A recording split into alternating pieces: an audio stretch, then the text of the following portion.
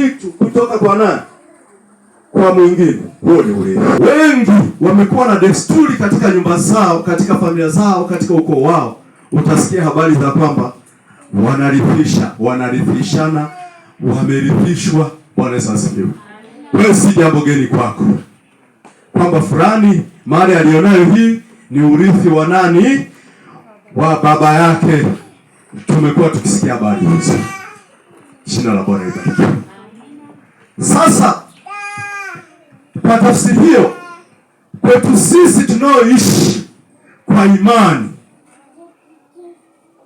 tunayo mambo ambayo tunatakiwa kurithi au kurithisha au kurithishwa. Jina la Bwana libarikiwe. Sisi sasa tukitoka katika ulimwengu wa roho ambapo tunamiliki kimwili, tunamilikishwa, tunarithishwa kimwili. Sasa tunaingia katika roho ambavyo tunaweza kumiliki au kurithishwa katika roho, yani katika imani. Jina la Bwana libarikiwe. Sasa tunamiliki, na katika kumiliki tunaweza tukamiliki namna gani? Kuna namna mbalimbali mtu anaweza akamiliki. Nitaenda katika neno, usihofu. Maana unatamani kumiliki katika kurithi. Mtu hata kwa kutazama. Bwana Yesu asifiwe. Bwana Yesu asifiwe sana. Huko kote mtu unaweza kurithi. Lakini pia mtu anaweza akarithi kwa kutamkiwa. Kwa kutamkiwa. Jina la Bwana libarikiwe.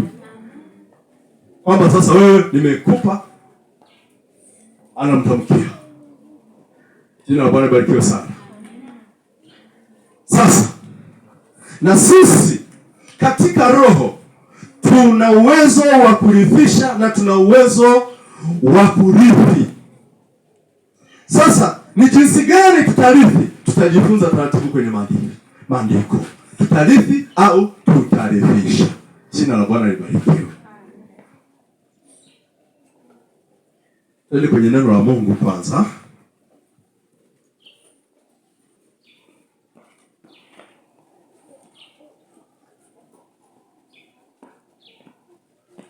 Naomba tufungue neno la Mungu kutoka kwenye kitabu cha Mwanzo sura ya 15 kuanzia pale mstari wa 3.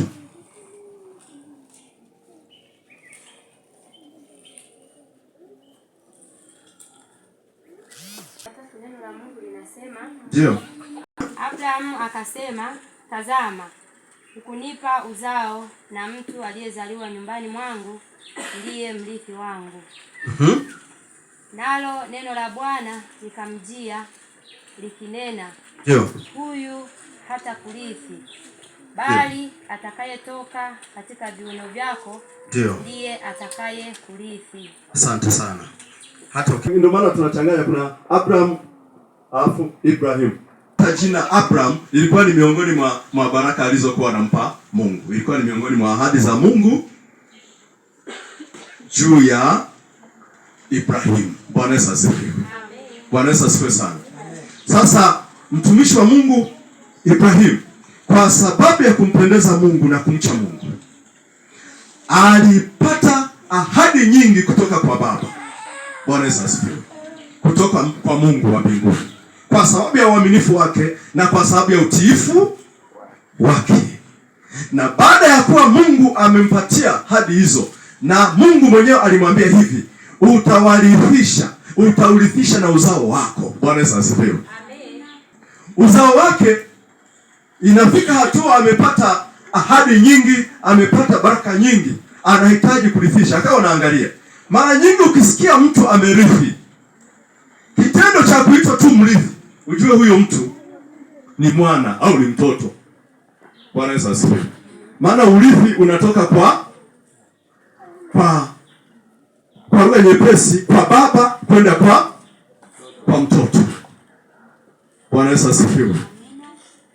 Kwamba urithi unaweza kutoka kwa mtoto kwenda kwa baba. Tafuta kila kitu, ameshahangaika. Sasa anatamani arithishe. Wale wanaofanya kazi kwake, maana yake mpaka hapo hakuwa na nani? Hakuwa na mtoto, ila mrithishe. lakini amekwisha kuwaza yule kumfanya mtoto wake ili amrithishe. Bwana Yesu asifiwe. Haleluya. Naye akasema, Mungu hujanipa mtoto, kwa hiyo nitamrithisha huyu anayefanya nyumbani kwangu. Mungu naye akaona haichi. Bwana Yesu asifiwe. Haitakuja vizuri. Majadiliano halifanyika. Na akasema, lazima nitakupatia ambaye atakurithi. Bwana Yesu asifiwe. Alikuja kumfunua baadaye katika uzee wake. Naweza kwa haraka kimwili naweza nikasema mzee huyu alikuwa ameshafika hatua ya kutoamini kama anaweza akapata nini? Mtoto. Ndio maana alitaka kujiamrisha akasema, huyu naishi naye ndiye awe mtoto. Kisha nimpe kila kitu, nimrithishe mimi. Bwana Yesu asifiwe. Sasa yeye Mungu akamwandalia ni nani atakaye mrithi. Ndipo pale miujiza ilipofanyika. Sema miujiza. Miujiza si ndio ilifanyika? Sara katika ubibi wa habari za kuzaa kumeshafanyaje? Kumeshakoma. Tena kama nyakati hizi usishangae hata kuna koma tu hata miaka 50 haijafanyaje? Haijafika. Bwana Yesu asifiwe. Sasa hivi watu wa miaka 60 wanazaa. Siku hizi. Hapana, kama wapi basi labda Ulaya hapa sawa tuishi nao watu wa Ulaya. Lakini kwetu huku hakuna. Bwana Yesu asifiwe.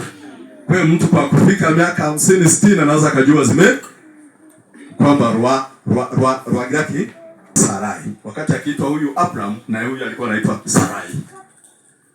Kadilika. Huyu akawa Ibrahim na huyu akawa Sara. Bwana Yesu asifiwe. Sasa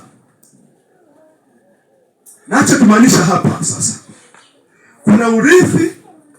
Huo urithi unapotoka kwa mtu mmoja kwenda kwa mwingine, sisi mpaka sasa tunavyoona huu uzao wote, sisi wote, mimi, wewe na wewe, maadamu tu tumekombolewa na Yesu. Bwana Yesu asifiwe.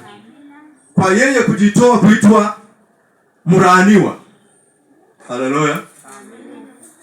Kwa kuwepo msalabani kutufia sisi wenye dhambi. Bwana Yesu asifiwe. Alafu nasi tukakiri ya kwamba tumempenda, tumeupokea wokovu. Bwana Yesu asifiwe. Sisi wote nasi ni warithi, ni watoto. Bwana Yesu asifiwe. Sisi tu watoto. Na wewe si mtoto. Wewe ni mama lakini unakuita mtoto. Tukumbuke vizuri.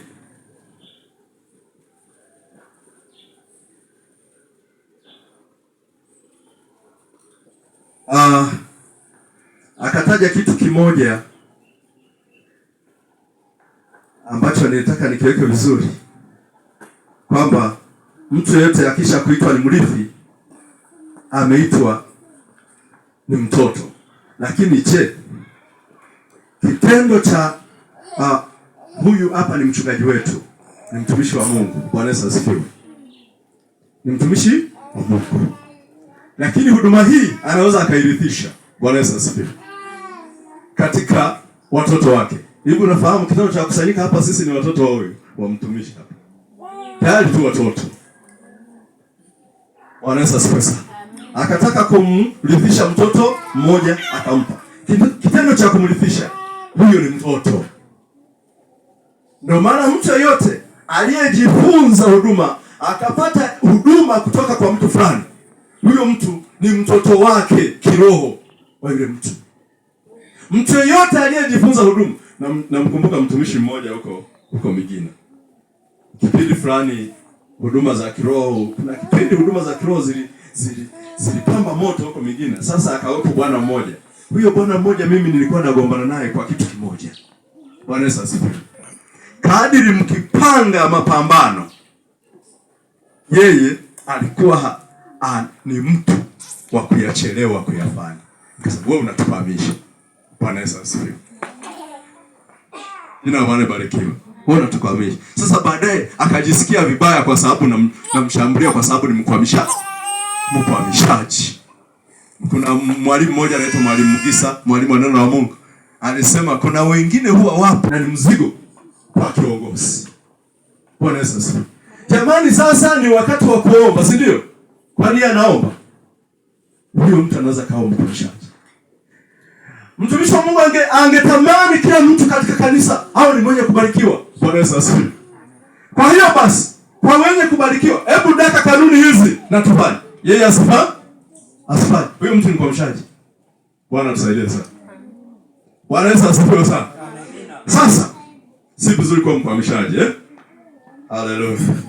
Baba anavyokuelekeza na wewe ndivyo unatakiwa ufanyaje? Kufanya. Au sio hivyo? Jina la Bwana libarikiwe.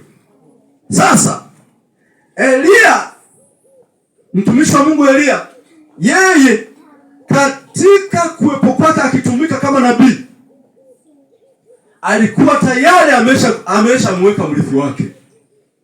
Bwana Yesu asifiwe. Ukisoma habari za Elia na Elisha, kitabu cha Wafalme wa Pili sura ya 2 ule mstari wa 12, naomba ufungue.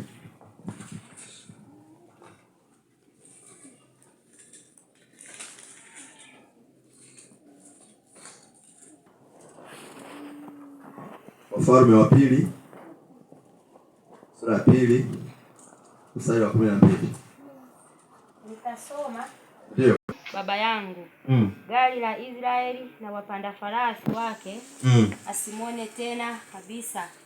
Akashika mavazi yake mwenyewe, akayalalua vipande viwili, kisha akaliokota lile vazi la Elia lililomwangukia, akarudi akasimama katika ukingo wa Yordani. Ndio. Akalitwaa lile vazi la Elia lililomwangukia, ndio, akayapiga maji, akasema, yuko wapi Bwana Mungu wa Elia? Ndio. Naye alipoyapiga maji yakagawanyika huku na huku, ndio, Elisha akavuka. Amen. Bwana Yesu asifiwe. Mwingine. Bwana Yesu asifiwe. Ni urithi. Maana yake wewe unaweza ukatamani ambavyo anakupeleka baba yako, na wewe ukaona, na wewe ukafanya, kisha ukajitwalia urithi. Jina la Bwana libarikiwe. Lazima uwe na kitu chochote ambacho unaweza kujifunza kwa mtumishi wa Mungu kama mchungaji, na kisha wewe ukakifanyaje? Ukakirithi. Haleluya. Elisha alipambana akasema, huniachi, tutaenda pamoja. Bwana Yesu asifiwe. Nawe alipoona amenang'ania sana, akawa amechua, nitakapokuwa nimeondoka, anayefuata nani? Ni Elisha. Na kisha alipotoweka tu, maana ajitahidi kumfuata kila mahali, lakini Bwana alipomtowesha mbele zake, akaukubali mziki. Baada ya hapo ndipo alipoanza kuifanya kazi kama ya nani? Kama Elia. Kufumba na kufumbua, alianza kufanya miujiza kama ilivyokuwa kwa nani? Kwa Elia. Jina la Bwana lisifiwe. Tamani sana ni cha kiroho, ni kitu kizuri, ili sasa na wewe baada ya hapo ukirithi uweze kumuona Bwana zaidi. Bwana Yesu asifiwe. Kabla sijaokoka mimi nilikuwa na rithi, nilikuwa natamani sana. Bwana Yesu asifiwe. Nilikuwa namtamani sana sana. Nilikuwa sijaokoka, ila kwenye kipindi moja kila Jumapili, nisijue kama kilishabadilika hicho kipindi, nilikuwa na hakikisha nimeenda kwenye ka radio. Alikuwa na kipindi RFA. Jina la Bwana libarikiwe. Radio Free Africa. Sasa mimi nilikuwa nakaa na radio hiyo, najua Jumapili hiyo ndio itakayofanyika. Nilikuwa napenda kumsikiliza, na naamini kuna kitu nikipata kwake, mpaka Bwana aliponijia na mimi akaniita kutoka mbali. Bwana Yesu asifiwe. Akaniita kutoka mbali, akaniokoa. Baada ya hapo Bwana, baada ya kuwa ameniita, ndipo siku moja niliojiana na Mungu, nikamuuliza, mimi nitafanya nini? Nimeokoka, na mimi sasa nitatumika namna gani? Bwana Yesu asifiwe. Niliojiana na nani? Na Mungu. Naje akanijibu. Aliniambia wakati huo hata sijui. Bwana Yesu asifiwe. Lakini baada ya kuniambia hivyo, nikajua kwa vile ni sauti ya Bwana nitafanya.